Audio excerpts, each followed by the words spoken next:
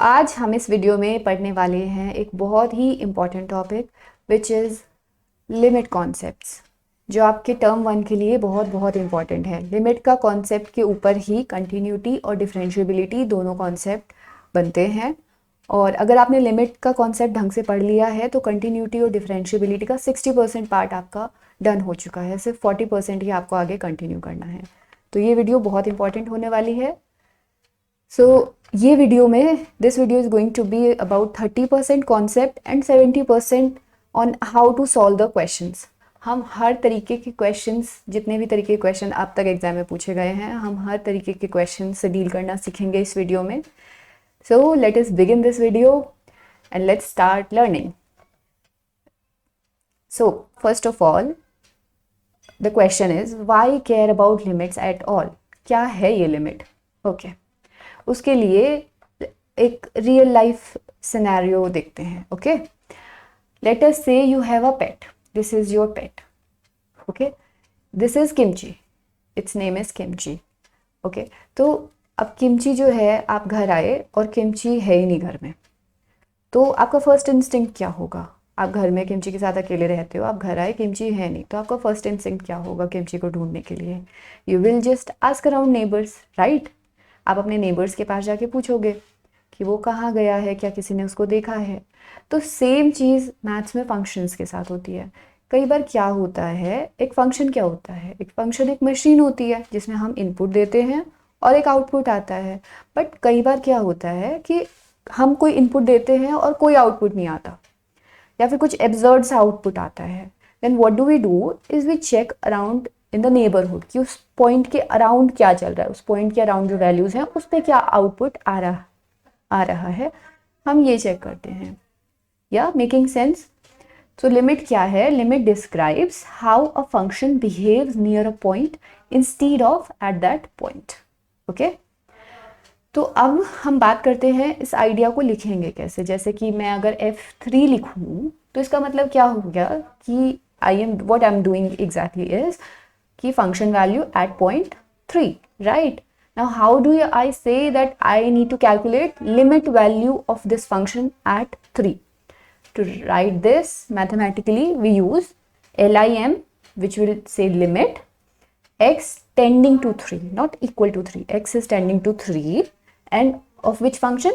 Fx. Okay, it has three parts, as you can see. Limit as x tending to 3 of fx. That is how you write limit x. That is how you write limit. Cool? Are we done? सो यहाँ तक आपको I hope अच्छे से समझ में आया होगा। तो अब हम एक बार अपने रियल लाइफ सिनेरियो पे वापस आते हैं। क्या हुआ? किमची खो गया था, आपने नेबर से पूछा कि क्या किसी ने किमची को देखा। तो अब क्या हुआ कि आप अपने नेबर्स के पास गए जो आपके लेफ्ट हैंड साइड पे रहते हैं। ओके, उनसे पूछा, उन्होंने कहा कि किमची एक सर्टेन डायरेक्शन में गया है, से ईस्ट में गया है। And then you go to the neighbors who live on the right hand side of your home, and then you ask them, have they seen kimchi? And they tell you that हाँ, kimchi तो west side में गया है। अब आप बताइए, आप क्या इस बात का कोई कंक्लूजन निकल पाएगा? नहीं निकल पाएगा ना, क्योंकि आप किस डायरेक्शन में जाओगे? कहीं भी नहीं। तो सेम ही चीज़ होती है फंक्शन के साथ। आइए देखते हैं कैसे। तो देखो, एक रियल लाइन है, उसमें हमें 3 वैल्यू है, ये वाली, इस पे पहुंचना है।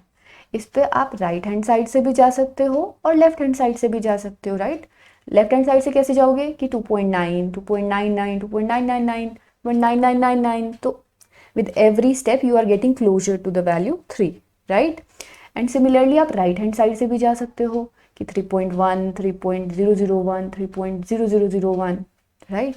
तो इसी के बेसिस पे हमने 2 लिमिट डिफाइन कर दी, लेफ्ट हैंड लिमिट और right hand limit. Left hand limit क्या है? लिमिट x टेंडिंग टू 3, एक छोटा सा नेगेटिव जो कि बताएगा कि हम किस तरफ से आ रहे हैं, हम लेफ्ट साइड से आ रहे हैं।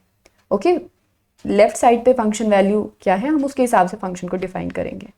And similarly right hand limit, वही लिमिट x टेंडिंग टू 3 के ऊपर छोटा सा पॉजिटिव साइन विच डिनोट्स कि हम राइट साइड से 3 को अप्रोच कर रहे हैं, and fx।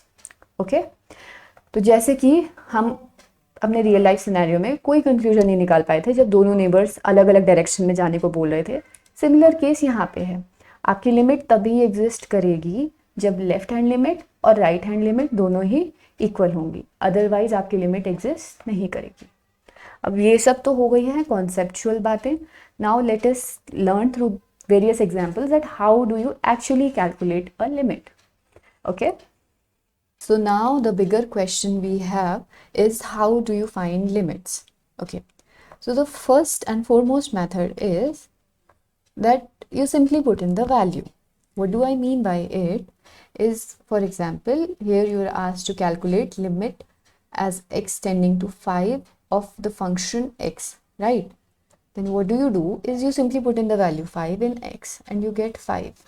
And if you get a finite number, which 5 is, then that number is the limit of the function at that point.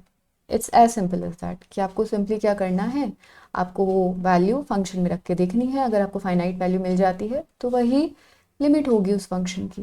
That's it. Okay, अब हम एक एग्जाम्पल देखते हैं जहाँ पे जिसके थ्रू हम LHL और RHL के कॉन्सेप्ट को और अच्छे से समझ पाएंगे। So as you can see here, fx जो है वो डिफाइंड है 2x + 1 when x is less than 2, 2 when x is equal to 2 and 3x - 1 when x is greater than 2, right. अब यहाँ मुझे पूछा है कि limit x tending to 2 fx क्या होगी। अब यहाँ पे बात ये है कि आप, जैसे कि हमने पिछली बार डायरेक्टली वैल्यू रख दी थी फंक्शन में, यहाँ पे आप फंक्शन क्या रखेंगे, यानी कि वहाँ पे तो एक सिंगल फंक्शन डिफाइंड था ना, fx = x थ्रू आउट, है ना। बट यहाँ ऐसा नहीं है, यहाँ पे आपको 2 पे लिमिट निकालनी है, बट 2 से पहले कुछ और ही फंक्शन डिफाइंड है, 2 के बाद कुछ और ही फंक्शन डिफाइंड है, तो आप यहाँ पे fx की जगह कुछ रख नहीं सकते हैं। तो इसलिए आपको लेफ्ट हैंड लिमिट अलग से कैलकुलेट करनी होगी और राइट हैंड लिमिट अलग से कैलकुलेट करनी होगी।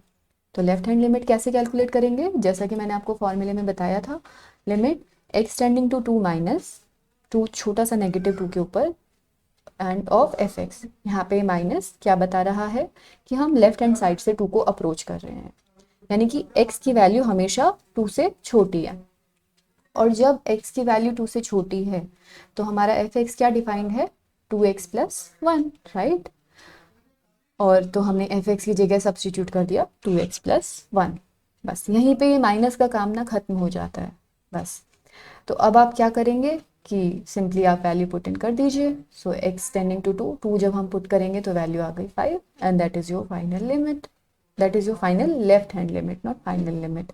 ओके, सिमिलर वे अगर मुझे RHL कैलकुलेट करना है तो फॉर्मूला क्या होगा, limit x tending to 2 positive fx। Positive क्या डिनोट कर रहा है कि हम राइट हैंड साइड से 2 को अप्रोच कर रहे हैं, and on the basis of which we can say कि x जो है हमेशा 2 से बड़ा होगा। तो जब x 2 से बड़ा है तो फंक्शन कैसे डिफाइंड है, 3x - 1। तो हमने यहाँ पे सब्स्टिट्यूट कर दिया 3x - 1।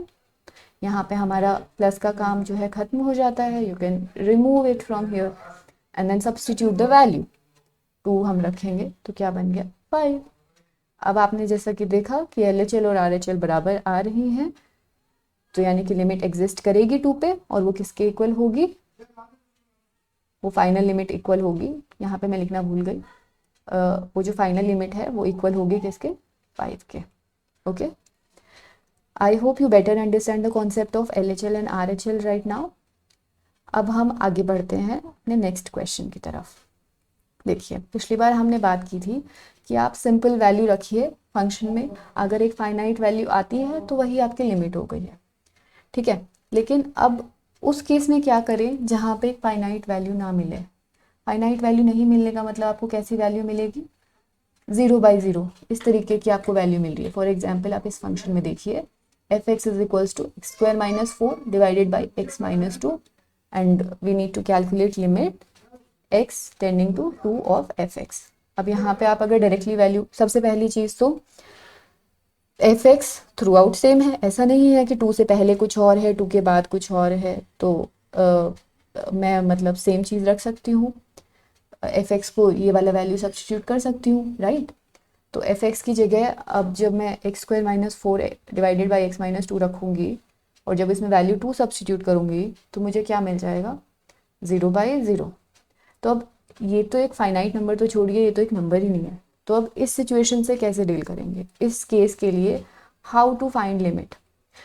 तो इस केस के लिए क्या हमारा गोल है ना कि ऊपर एक फैक्टर जो कि ज़ीरो बना रहा है और नीचे भी एक फैक्टर होगा जो कि ज़ीरो बना रहा है, जिसकी वजह से ज़ीरो बन रही है सारी चीज़ें, हम उनको कैंसिल कर देते हैं, अपने रास्ते से हटा देते हैं, और फिर जो बचता है उससे हम लिमिट कैलकुलेट करते हैं। तो क्या किया हमने LHL निकाली, limit x tending to 2 minus f x तो थ्रू आउट सेम है, तो एफ एक्स को लिख दिया x square minus 4 divided by x minus 2।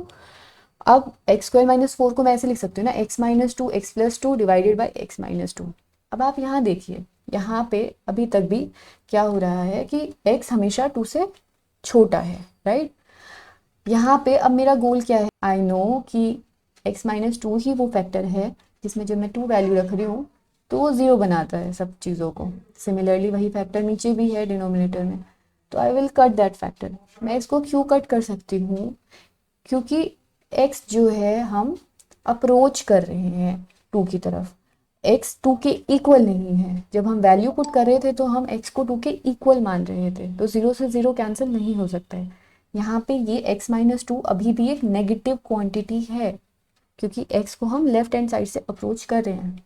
Okay, तो जब एक नेगेटिव क्वांटिटी है और सेम है दोनों, तो वो कट सकते हैं। तो फंक्शन अब रिड्यूस होके बच गया सिर्फ और सिर्फ x plus 2, and now we substitute the value 2, तो वो बन जाएगा 4, and that is it. Okay, अब हम बात करते हैं RHL कैलकुलेट करने की। ओके, तो limit x tending to 2 plus f x, RHL यही होगी। अब आप फिर से इसमें यही वाली वैल्यू रखेंगे एफ एक्स की जगह और इसको सॉल्व करेंगे, तो आप देखेंगे कि वैल्यू फिर से आ रही है 4। You need to do this by yourself. Okay, since LHL और RHL दोनों इक्वल हैं, तो फिर हमारी फाइनल लिमिट क्या आ जाएगी, limit x tending to 2 f x is equals to 4। तो अब हम लोग एक नया एग्जाम्पल कंसिडर करते हैं जहाँ पे आपको दोबारा से वैल्यू पुट करने पे 0 बाई 0 वाली सिचुएशन मिलेगी, and we will learn a new method to deal with it. Okay, so given fx is 2 minus root x divided by 4 minus x, and we need to calculate limit as x tending to 4 of fx. Now, as I have already told you, if you put in 4 directly in this function, all you get is 0 by 0. So now we need to figure out how to deal with this situation. In last situation, we had a common factor occurring in numerator and denominator, which was making numerator as well as denominator 0. So we cut out that factor and our problem was solved. But यहाँ ऐसा कुछ factor आपको दिख नहीं रहा है जिसे आप cut out कर सकें, right? Then what will you do? What you do is कि आप rationalization करेंगे। rationalization का मतलब है कि जो ऊपर वाला जो फैक्टर है उसी का ही कॉन्जुगेट से मल्टीप्लाई कर देंगे। मतलब कि यहाँ 2 माइनस रूट एक्स है तो हम मल्टीप्लाई और डिवाइड करेंगे 2 प्लस रूट एक्स से।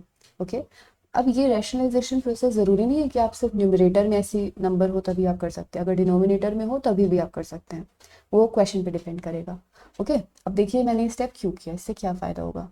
इस स्टेप से ये एक आइडेंटिटी का यूज़ करके this quantity would be 4 minus x और नीचे भी 4 माइनस एक्स है, एंड इफ़ यू रियलाइज तो यही फैक्टर है 4 माइनस एक्स ही वो फैक्टर है जो कि पूरी इक्वेशन को ज़ीरो बना रहे, डिनोमिनेटर को भी न्यूमरेटर को भी। हम उसको कैंसिल कर सकते हैं। अगेन क्यों कैंसिल कर सकते हैं, बिकॉज हम लिमिट कैलकुलेट कर रहे हैं। Limit is x tending to 4, x is not equal to 4, only that is why we can cancel this factor. तो हमने दोनों फैक्टर को कैंसिल कर दिया। Now we get a function which is 1 by 2 plus root x. If you put in the value 4 here, you get 1 by 4, which is a finite number, and that is how you calculate the limit. This is for left hand limit. Now for right hand limit, you need to follow the same procedure, and I want you to do this. और आप जब calculate कर लेंगे तो आपको मिलेगा कि ये भी 1 by 4 आ रही है। So left hand limit and right hand limit दोनों इक्वल आई हैं, तो फाइनल लिमिट हमारी क्या हो जाएगी, 1 by 4। ओके, अब हम एक अलग ही सिचुएशन देखते हैं ज़ीरो, जिसमें फंक्शन में जब हम डायरेक्टली वैल्यू पुट इन करेंगे तो 0 by 0 आ रहा है। Okay, So there you go. See, these are some standard formulas. Okay, they have proper proofs, but we will not discuss that in this video. यहाँ हमारा approach question oriented है कि questions को कैसे सॉल्व किया जाए. Okay, now look at this limit. Limit x tending to 0 sin x by x. If you plug in the value 0 directly, so you will get sin 0 divided by 0, which is again 0 by 0 form. And we somehow dealt with it, and we calculated that limit as x tending to 0 sin x by x is 1. Okay, this is standard formula. Now using this standard formula, we will compute our questions. We will learn we will learn that how we did that. Okay, similar way, we have one more standard formula, that limit x tending to 0 1 minus cos x divided by x is 0. And similarly, limit x tending to 0 tan x by x is equals to 1. Okay, अभी हम ये कुछ question देखते हैं कि in standard formulas की help से हम वो क्वेश्चन कैसे कैलकुलेट करेंगे. अच्छा, उससे पहले इस फॉर्मूला में 2 पॉइंट हैं जो आपको ध्यान देने हैं, बहुत इंपॉर्टेंट है, जो मिस हो जाते हैं. फर्स्ट ऑफ ऑल कि साइन के साथ जो एंगल है which is x, same angle denominator में होना चाहिए. जैसे यहाँ x है तो नीचे x है, और यहाँ अगर 2x होता तो यहाँ भी 2x होना चाहिए था for this formula to work. Okay, and second चीज is that angle must be going to 0. Okay, अब जैसे कि ये क्वेश्चन देखते हैं हम. First question, limit x tending to 0 sin 3x by 3x.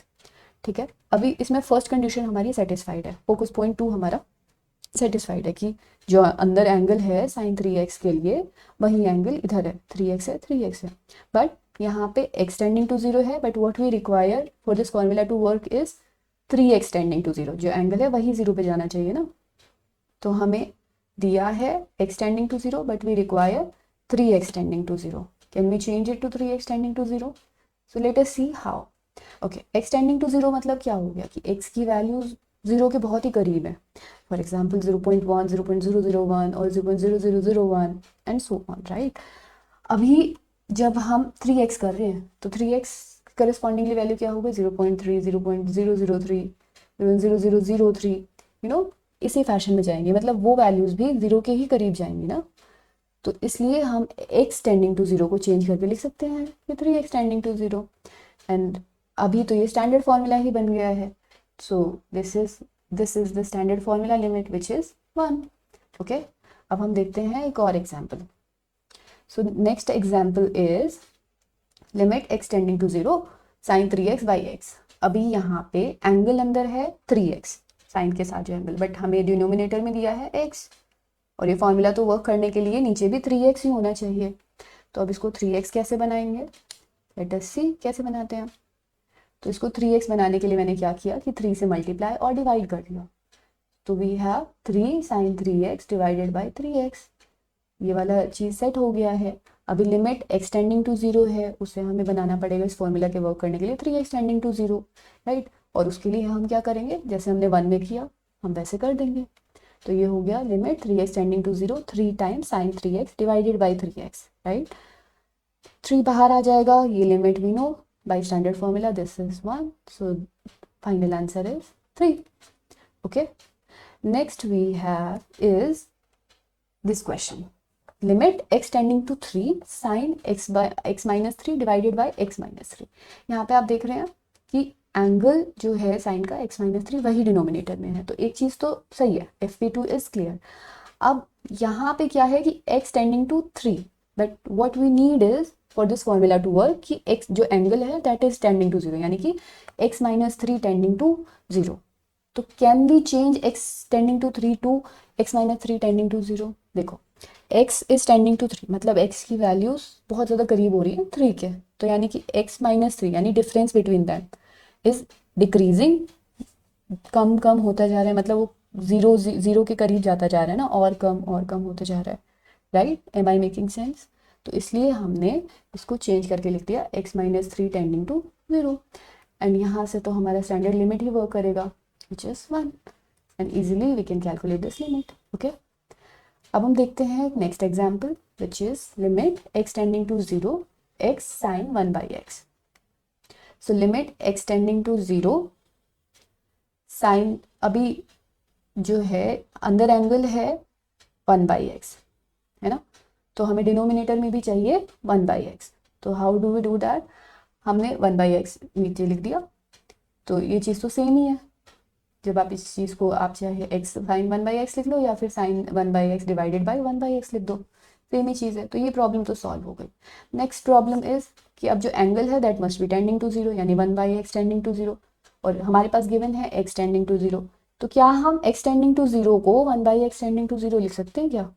Late us सी। देखो x टेंडिंग टू 0 का मतलब क्या हो गया, यानी कि x 0 की वैल्यू के बहुत करीब है। यानी कि आप देखिए -1/10, -100, -1000, ये सब वैल्यू 0 के बहुत पास पास जा रही है ना।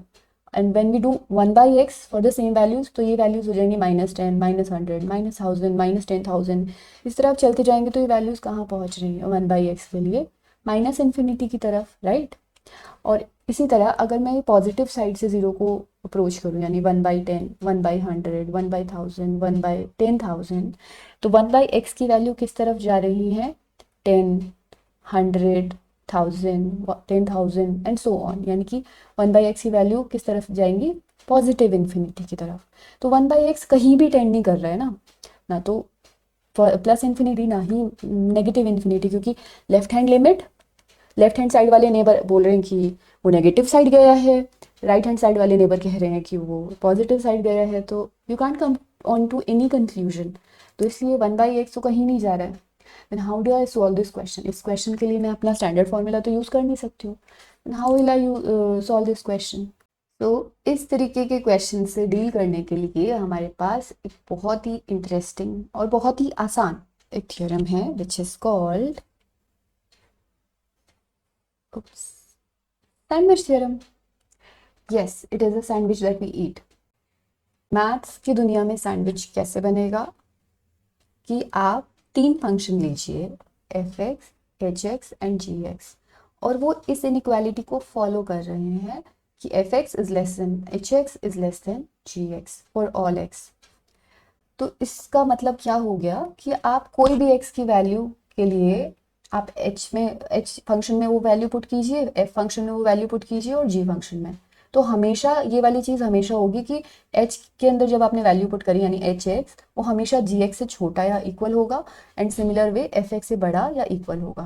ओके, तो इस तरीके से हमने ये बना लिया sandwich. Then what do we need to do is कि हमने लिमिट कैलकुलेट करी f(x) पे और g(x) पे, ठीक है। Limit x tending to x0 f(x) और limit x tending to x0 g(x), और ये दोनों इक्वल आ रही हैं। ओके, तो सैंडविच थ्योरम क्या कहती है कि अगर आप ये 2 कंडीशन सेटिस्फाई कर सकते हैं तो आपकी जो limit x tending to x0 hx जो है वो भी इन दोनों लिमिट के इक्वल ही आएगी। सी, आप ये दोनों लिमिट कैलकुलेट कीजिए, थर्ड लिमिट अपने आप कैलकुलेट करके दे देगी ये सैंडविच थ्योरम। ओके, इसको समझने के लिए हम एक एग्जाम्पल यूज़ करते हैं जिससे ज़्यादा अंडरस्टैंडिंग बनेगी। ओके, तो अभी लास्ट एग्जाम्पल जिसमें हम अटक गए थे, limit x tending to 0 x sin 1/x, what to do about it. अभी देखो, sin x एक बहुत पॉपुलर फंक्शन है and everyone knows that it is bounded between -1 and 1, यानी कि sin x की मैक्सिमम वैल्यू 1 हो सकती है और मिनिमम वैल्यू -1 हो सकती है। तो ये एक सैंडविच बन गया फंक्शंस का। 3 फंक्शन मिल गए जिनके बीच में ये बाउंड है, और ये बात हर एक x के लिए, x कोई भी रियल लाइन पे कोई भी नंबर हो उसके लिए ये वैलिड है। ओके, तो sin 1/x भी इन दोनों के बीच में ही बाउंडेड होगा। इन दोनों फंक्शन के बीच में ही हम लिख सकते हैं कि -1 से बड़ा और 1 से छोटा, राइट, लिख सकते हैं। अब मेरे पास जो डिजायर्ड फंक्शन है जिसकी मुझे लिमिट कैलकुलेट करनी है वो है x sin 1/x। तो क्या करेंगे, मल्टीप्लाई कर दो x से, राइट। तो x से मल्टीप्लाई कर दिया, -x sin 1/x, और x बन गया मेरा डिजायर्ड फंक्शन, और दो फंक्शन मिल गए जिसके बीच में ये बाउंडेड है। तो सैंडविच थ्योरम क्या कह रही थी कि आप इस पे लिमिट कैलकुलेट कीजिए और इस फंक्शन पे लिमिट कैलकुलेट कीजिए। तो लिमिट एक्सटेंडिंग टू 0 -x पे कैलकुलेट करेंगे और लिमिट एक्सटेंडिंग टू 0 x के लिए कैलकुलेट करेंगे, विच इज 0 एंड 0। तो अब automatically limit x tending to 0 x sin 1/x क्या हो जाएगी, 0, by sandwich theorem. Okay, I hope you understand how to use sandwich theorem. आप एक बार 1-2 क्वेश्चंस को खुद से प्रैक्टिस करेंगे तो ज़्यादा अच्छे से समझ आएगा। एंड आई होप ये वीडियो बहुत यूज़फुल रही हो आपके लिए. I will include some practice problem for you to practice, जिससे कि आपकी अंडरस्टैंडिंग और अच्छी हो इन क्वेश्चंस के लिए. And thank you for your time. Thank you so much. Bye bye.